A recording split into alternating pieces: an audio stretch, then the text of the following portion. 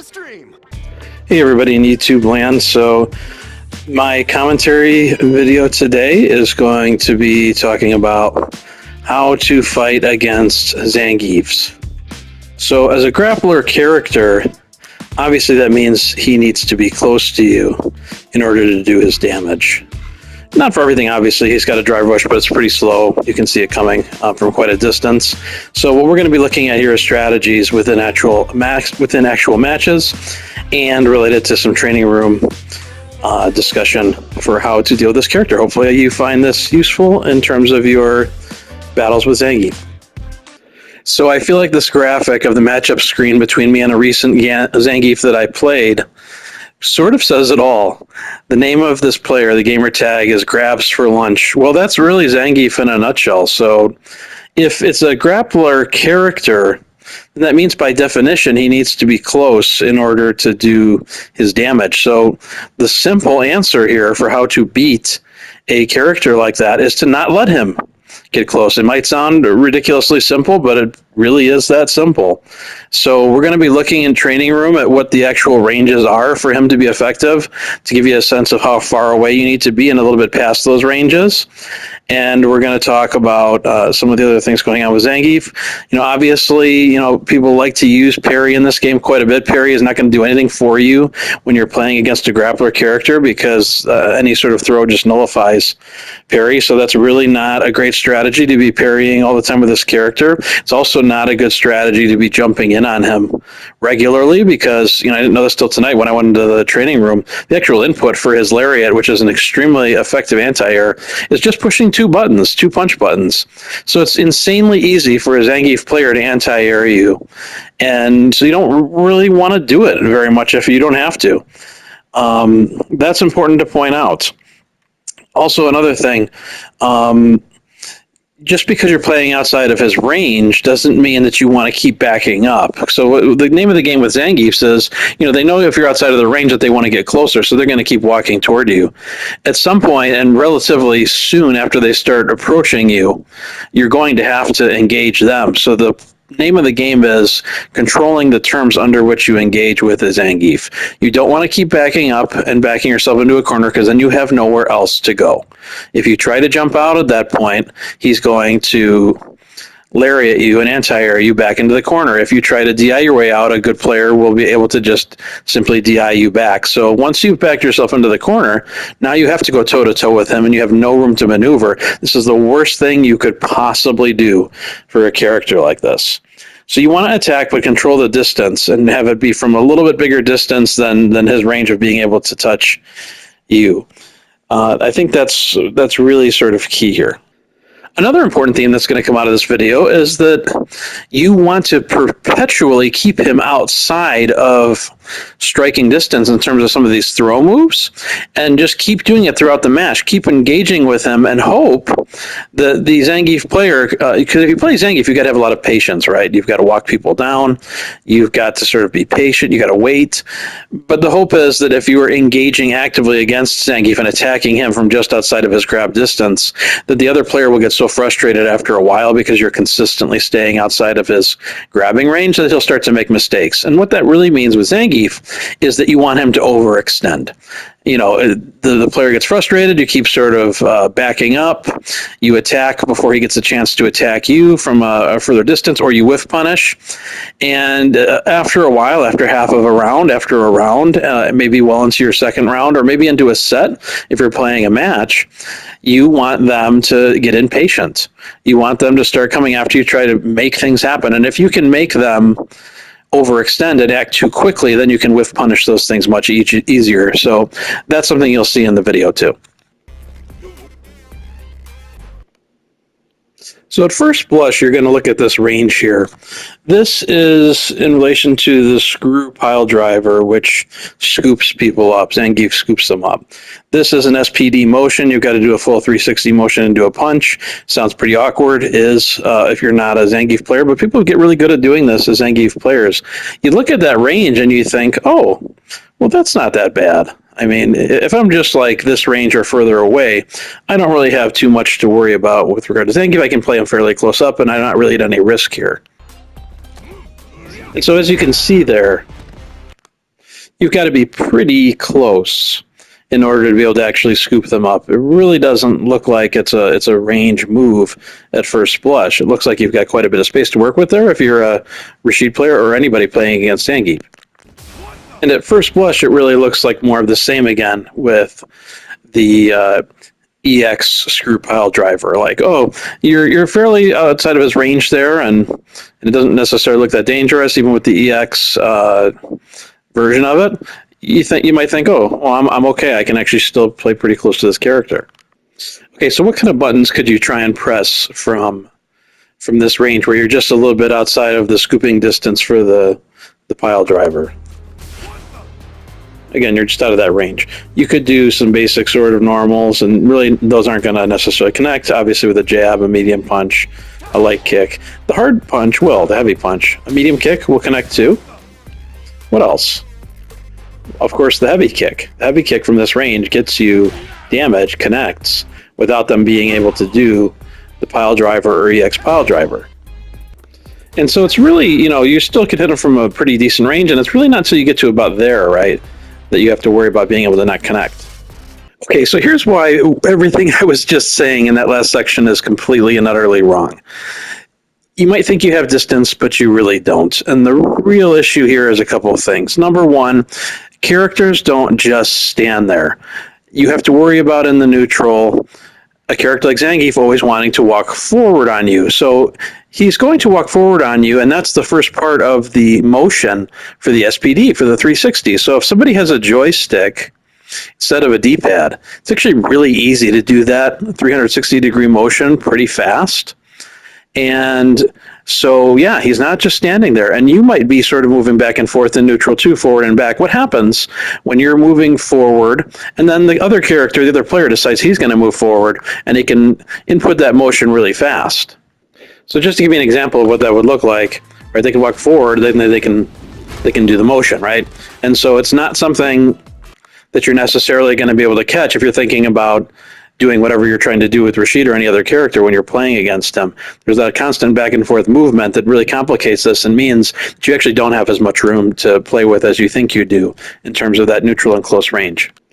Here's your second big problem that complicates this even more. What about the fact that every character, including Zangief, has drive rush? Well, that means that he can drive rush into the SPD.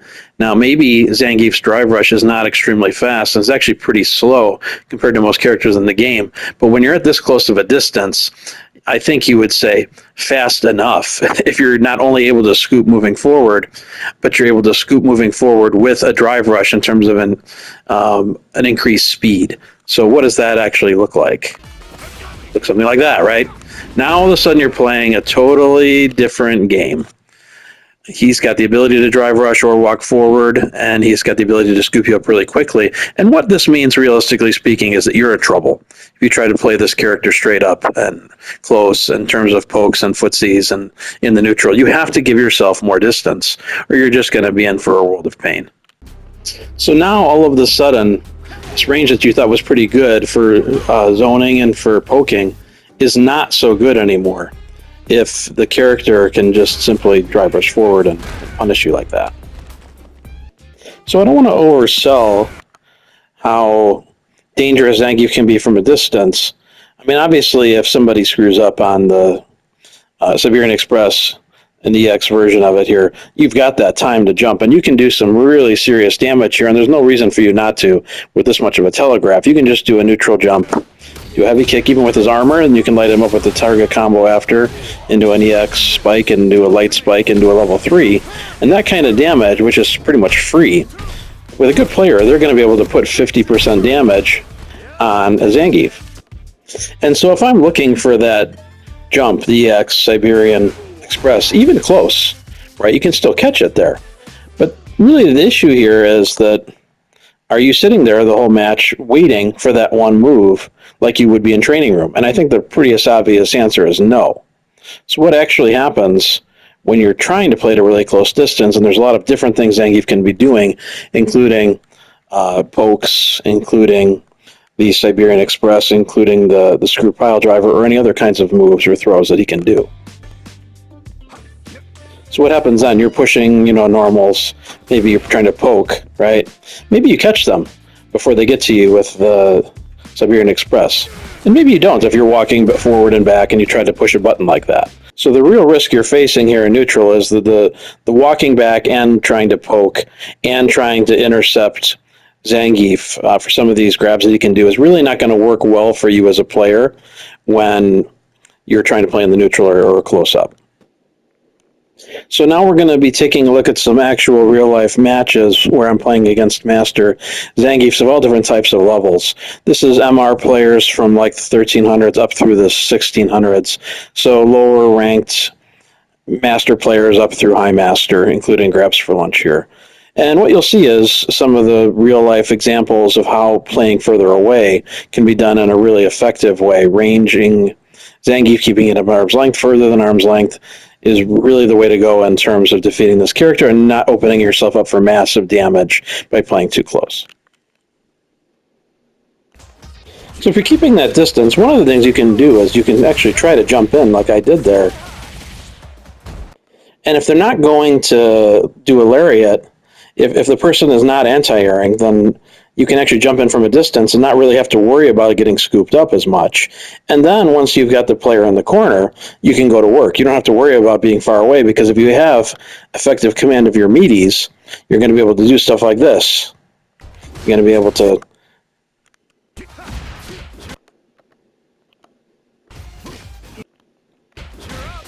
get them into the corner, take them to the corner.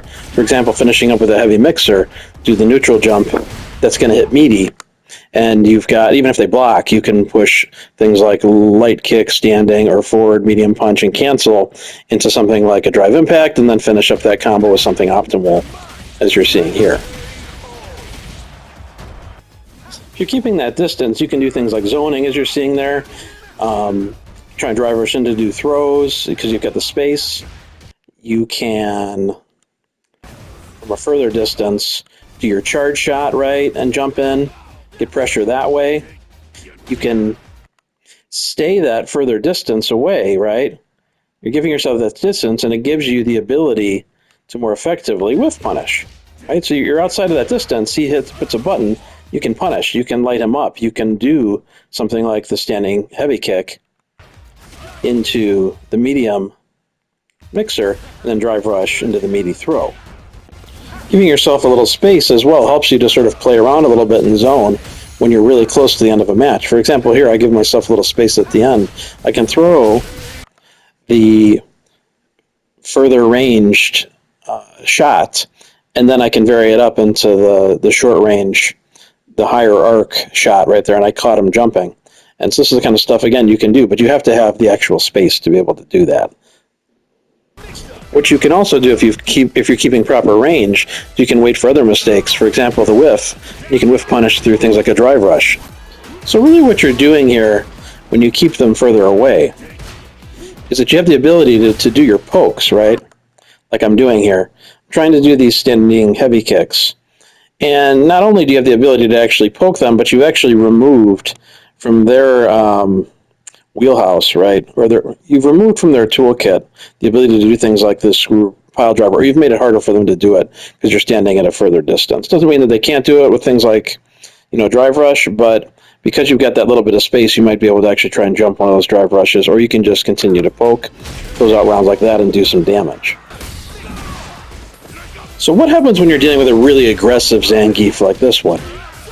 Then you've got some issues. Your issue is that these people are going to get in close on you. And if they're in close on you and they push you to the corner, or they're just in close on you in general, you're in big trouble. You don't want a situation where you've got a Zangief who's being really aggressive and you're playing on defense and he's close, because you're not going to be able to respond very quickly, and it's going to be very easy for him to scoop you up with all types of throws between his pile driver and Siberian Express, and all types of other things he's poking you with in between doing each one of those moves. So this is something that you don't want to do. What you want to do when you run into an aggressive Zangief, like this particular player, is you need to take it to them. You need to put them on the defensive so that you're not in that compromised position where you're getting scooped up all the time and on the defensive. So you see that here, right? I know he's coming. I'm going to try something because he's being so overly aggressive. I'm going to try something like a drive impact because he's pushing all types of buttons, and that could be pretty effective, as you can see here, in addition to knowing your meaties. For example, after the medium mixer, going into the drive rush overhead. And when you finally get them into the corner, you can do other meaties as well. Things like the meaty drive impact after throw. So the drive rush to overhead and to throw. The meaty drive impact here. More damage. And do another meaty with the charge shot. And see, this looks like a very different game all of a sudden once you're pressuring Zangief in the corner rather than being pressured by a rush down Zangief yourself. If you're keeping proper distancing too, one nice thing that allows you to do, if you've got your spacing and your timing right, is, if you get good at it, you can do cross-ups like that. You can do cross-ups and take somebody to the corner. If they're threatening to take you to the corner, all of a sudden you sort of turn the tide here with additional pressure by having effective use of your cross-ups and confusing somebody who's already coming in on you. Here's another example of, with proper spacing, what you can do with a cross-up. As you can see, I've been doing this quite a bit, and I've gotten the feel for it. So you can have some devastating combos here. As you can see here, the zoning game gets a lot easier when you give yourself space, right? You have the space to jump in if they're not going to anti-air.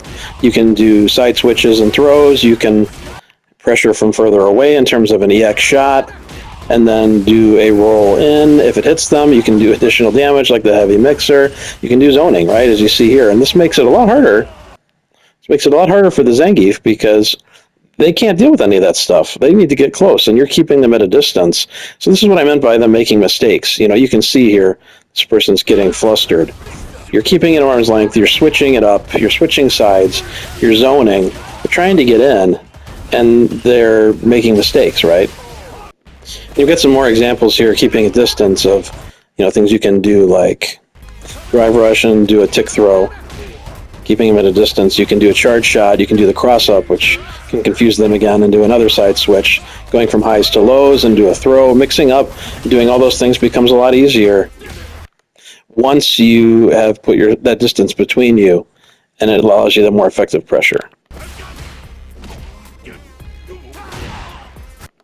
As you can see there, that's what I meant by overextension.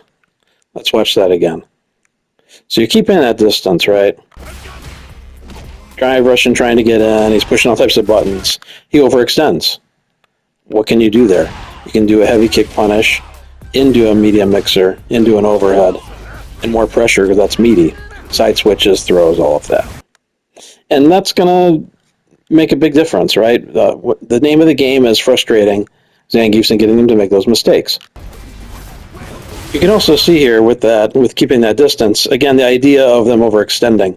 You've got this Zangief here who's just, you push him back, keep that distance. He's jumping right into a charge shot, and that exposes him to now all types of corner pressure through things like fakes, empty jumps, other pressure, more charge shots. And you can see at this point I'm just really sort of having fun with this guy because once you've got him in the corner, it's a totally different game.